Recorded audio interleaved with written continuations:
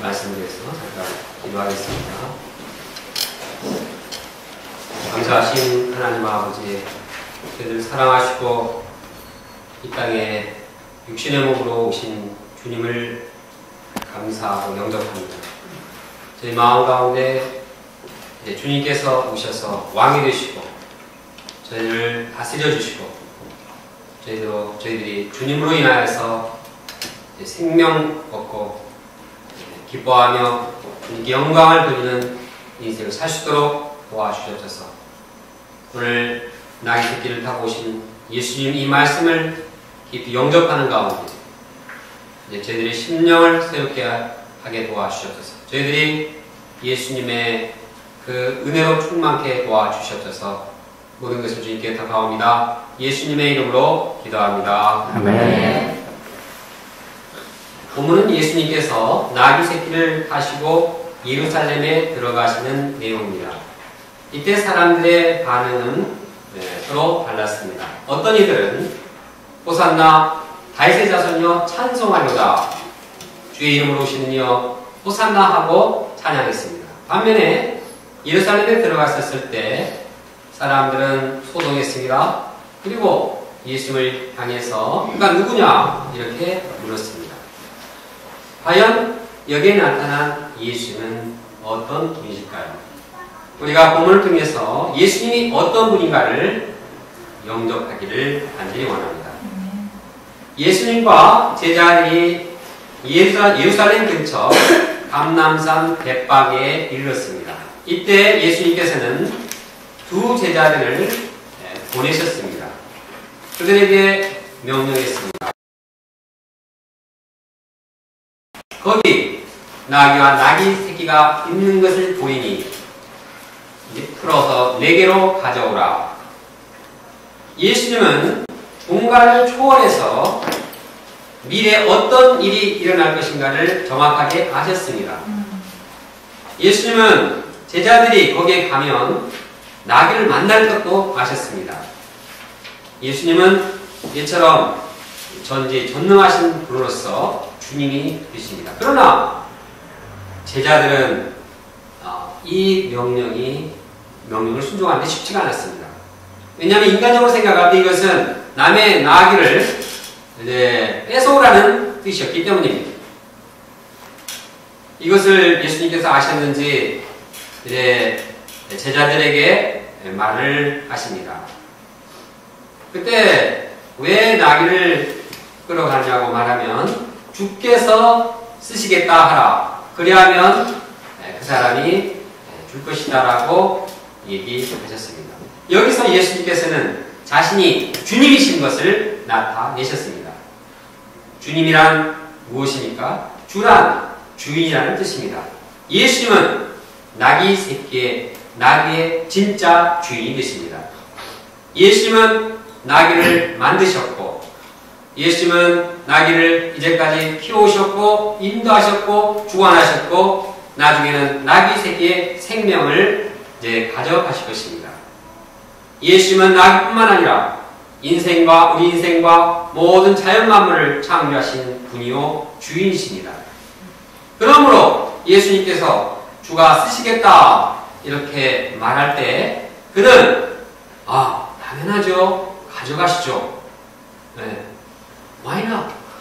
하고 나귀를 보내줄 것입니다. 제자들은 예수님의 명령에 순종해서 나귀와 나귀 새끼를 데려왔습니다. 그리고 나귀 새끼 그 등에 자기 겉옷을 벗어서 거기에 올려놨습니다. 사람들은 이를 보고 자기들의 겉옷을 길가에 깔았습니다. 그리고 나뭇가지도 꺾어서 길가에 쫙 펼쳐놨습니다. 그리고 그들은 환호성을 질렀습니다. 호산나 다윗의 자손이여, 주의 이름으로 오시는 이여 호산나 찬송하려라. 어린이들은 제잘거리면서 다 하면서 기뻐했습니다. 주님께서 이렇게 함께 할 때 참 그 분위기가 참 아름답고 또 순수했습니다. 그런데 이제 예루살렘 성에 들어왔는데 거기에는 사람들의 반응이 달랐습니다. 그때 사람들은 예수님 들어오신다는 것을 듣고 소동을 했습니다. 그리고 물었습니다. 그가 누구냐? 이때 우리들은 대답했습니다. 그는 나사렛 예수라. 갈릴리의 나사렛 선지자라. 이렇게 말하고 있습니다. 그러면 여기에 나타난 예수님은 과연 어떤 분이십니까? 첫째, 예수님은 구약에 예언된 그리스도이십니다. 예수님이 누구시라고요?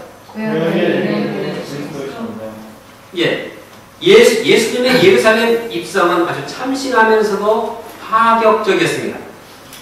예수님은 사람들의 겉옷과 나뭇가지가 깔린 그 길을 따라서 나귀 새끼를 타고 오셨습니다. 이는 어떠한 의미를 가지고 있습니까? 이는 예수님께서 왕으로서 입성하심, 그리스도로서 입성하심을 말하고 있습니다. 즉, 나귀는 왕이 대관식 때 쓰는 동물이었습니다.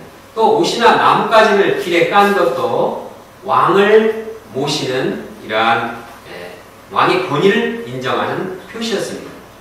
이처럼 예수님은 오래전 구약시대에 있었던 왕의 입성식을 연출하셨습니다. 이로써 예수님께서 구약에 예언된 왕이심을 암시하고 있습니다. 그런데 저자 마태는 구체적으로 이 일이 구약 스가랴 선지자의 예언을 이루었다고 말하고 있습니다. 4절, 5절을 함께 읽겠습니다. 4절, 5절입니다. 시작. 이는 선지자를 통하여 하신 말씀을 이루하시리라.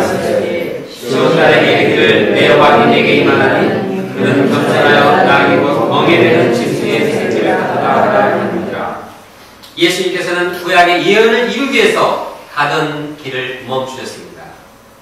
구약의 예언을 이루기 위해서 이제까지 도보로 오셨는데 도보에서 이제 쉬시기 위해서 제자들에게 나귀와 나귀 새끼를 끌어오라고 말씀하셨습니다.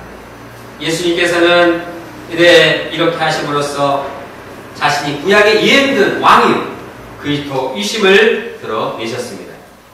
뿐만 아니라 예수님을 맞이하는 사람들의 그 환호성도 이제 구약의 예언과 연결되어 있습니다.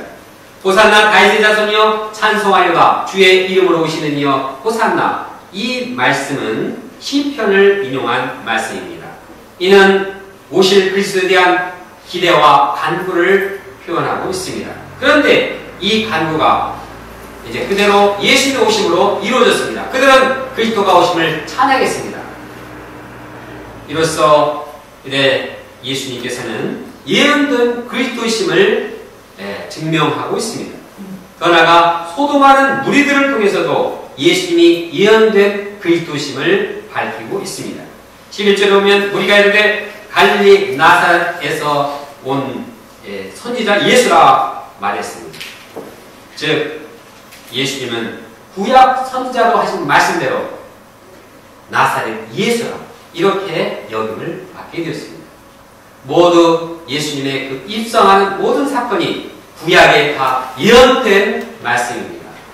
이처럼 구약에 예언된 그리스도의 이 예언은 예수님을 통해서 다 이루어졌습니다. 이 사건 외에도 구약에는 그리스도에 대한 예언이 직접적으로는 300개가 나옵니다. 간접적으로는 500개가 나옵니다. 그런데 예수님께서 오심으로 이 모든 예언이 온전히 다 이루어지게 되었습니다.